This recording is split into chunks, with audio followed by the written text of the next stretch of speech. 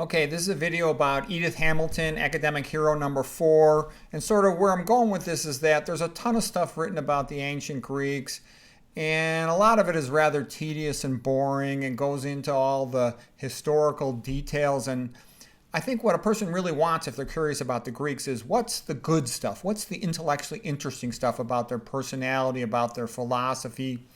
And the best spot to get that from is Edith Hamilton. She was a high school teacher of Greek and Latin in the 1800s and early 1900s, and then she retired and she started to write essays and books about the Greeks and the Romans. And she's a very entertaining, upbeat writer. Her most famous books are The Greek Way, which is a very good introduction to the Greeks and ancient Greeks, and Greek mythology. It's the best version of all the Greek mythology books. I've read a bunch of stuff on both of these subjects. If you wanted an introduction to Greek philosophy, philosophy in general, intellectual history, The Cave in the Light by Arthur Herman is a fantastic introductory book.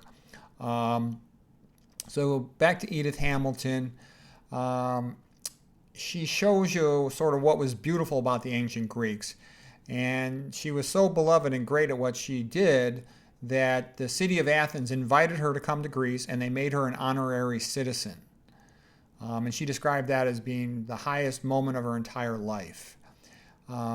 So here's a quote from Edith Hamilton. Again, she lived from 1867 to 1963. She wrote, "The spirit of the West, the modern spirit, is a Greek discovery. The Greeks were the first Westerners." Okay, and Edith Hamilton continues, "The ancient world, insofar as we can reconstruct it, bears everywhere the same stamp. In Egypt, in Crete, in Mesopotamia, a despot enthroned whose whims are the determining factor, a wretched, subjugated populace, a great priestly organization to which is handed over the domain of the intellect. That is what we know as the Oriental state today. It has persisted down from the ancient world through thousands of years, never changing in any essential way. A tomb in Egypt and a theater in Greece. One comes to mind as naturally as the other." Okay, that's from Edith Hamilton on The Greek Way. So what's this all about? Basically, if a country is flat, it's very easy for one ruler to conquer the whole place and subjugate the entire population. Most countries ever since the beginning of recorded human history have been either serfdom or slavery. Sadly, that is sort of the average way things are usually run in the world. Okay, ancient Greek was unique. It was a bunch of mountainous areas, also surrounded by oceans, the different Greek islands, which enabled individualism to develop in these different Greek cities. And the most magnificent of all was Athens. And so and also they traded with other countries, being a seafaring country. The Greeks didn't have that great of a farmland. They did the best they could with what they had, but it led to tremendous intellectual development. Okay, the next quote from Edith Hamilton. "To rejoice in life, to find the world beautiful, was a mark of the Greek spirit, which distinguished it from all that had gone before." So yeah, in Egypt, the art didn't change for over 1,000 years because there would be some ruler priest class that said you must do it this way, all this flat hieroglyphic type stuff, whereas in Greece the statuary was incredible. And it's too bad that we've lost a lot of the paintings, but one can see there was sort of a playful, joyful spirit and zest to the ancient Greeks. It's rather incredible. Lots of persons that have studied them have commented on this. I've studied a ton of history, and the ancient Greeks were incredible. Percy Bysshe Shelley, as I said it was the most fascinating time ever in the history of the world to study history, is from about 500 BC to about 300 BC amongst the ancient Greeks. It sort of sets the pattern for what we think of as a modern human mind in terms of their personality and behavior.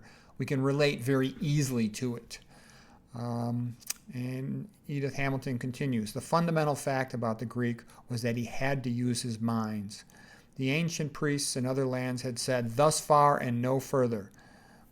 We set the limits of thought. But the ancient Greeks had said, 'No, all things are to be examined, all things called into question. There are no limits to be set on thought.'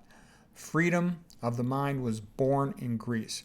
And so one sees the Greeks had incredible debates. They had these ancient philosophers And one can see it wasn't just Socrates, Plato, and Aristotle. There were the pre-Socratics, which were quite fascinating, like Pythagoras, Heraclitus. There's a whole bunch of them. They're quite interesting.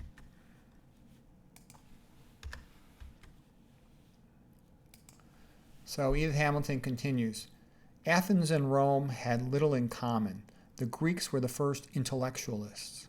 The Greeks were the first people who played. They had Olympic games and theater. The Romans did not play. The gladiator fights were not play. And so the point is made that the Romans sort of had more in common with a lot of these ancient dictatorships, and they were rather brutal. Whereas the Greeks, the Greeks had a negative side to them as well, but they had this tremendous positive side. The Romans conquered many populations. They were so impressed by the Greeks, they pretty much just adopted Greek literature and Greek theater and traditions. Cicero in particular, the greatest of the Romans, he went and translated a bunch of Greek books and just was fascinated by them. Edith Hamilton continues, a people's literature is a great textbook for real knowledge of them. The writings of the day show the quality of the people as no historical reconstruction can. So it's rather fascinating, the story of the ancient Greek books, the Iliad and the Odyssey, the Iliad and the Odyssey, the histories of Herodotus. Really, Thucydides is much more interesting. It's extraordinary. And then my favorite of all the ancient Greeks was Aristotle. Aristotle sort of classified all the known knowledge of the world up to that time. And a lot of people who studied extensively consider him the smartest person who ever lived. It's rather incredible.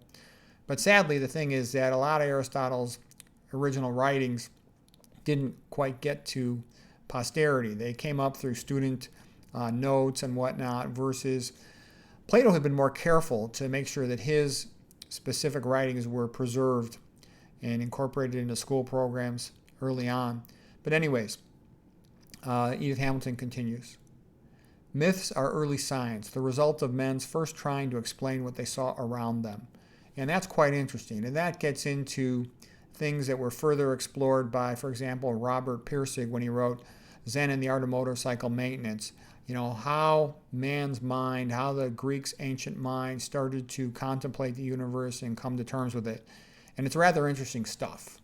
Edith Hamilton continues, through Plato, Aristotle came to believe in God, but Plato never attempted to prove his reality.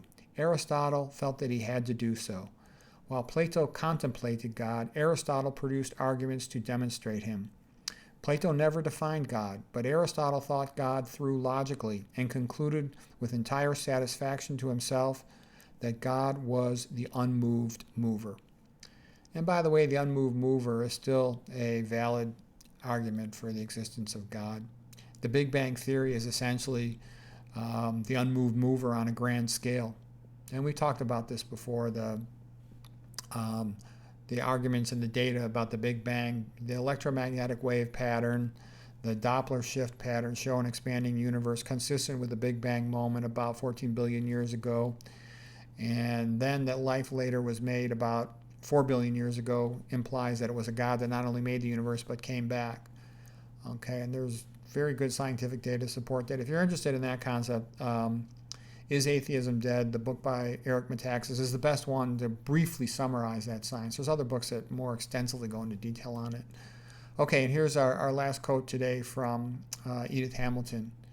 It always seems strange to me that in our endless discussions about education, so little stress is laid on the pleasure of becoming an educated person, the enormous interest it adds to life. To be able to be caught up in the world of thought, that is to be educated. So Edith Hamilton, she was a great educator, a great person, and she, was fluent in Greek and Latin, and she made available to many others all kinds of insights and whatnot. And her book, Mythology, is probably the best one for a beginner to start with if they're curious about it. It's the best of the mythology books. Her Greek Way is also very good if you're interested in studying the Greeks. I think the courses by thegreatcourses.com are reasonably good. You have to pick and choose through the details of them, but they have separate ones on the literature, separate ones on other aspects of ancient Greek life. Probably the literature, I think, is the most interesting and fun way to start, like the Greek plays and whatnot. So anyways, hope that's helpful.